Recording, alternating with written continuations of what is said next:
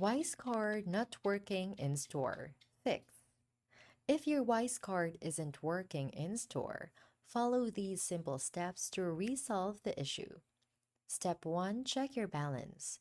Open your Wise app and make sure you have enough funds in the correct currency. Some stores may require extra balance for authorization. Step 2, inspect your card. Check if your Wise card is damaged, expired, or temporarily frozen. If it's frozen, unfreeze it in the Wise app before trying again. Step 3, enter the correct PIN. For chip and PIN transactions, ensure you're entering the correct PIN.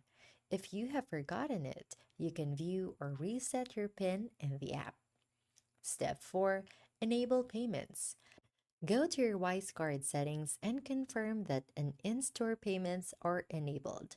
Disabled payment settings can cause transactions to be declined. Step 5, check merchant restrictions. Some merchants do not accept prepaid or international cards. Try another store or payment terminal if possible. Step 6, contact Y Support. If your card still doesn't work, contact Y Support through the app for further assistance. And that's it. These steps should help you quickly fix most WiseCard in-store payment issues.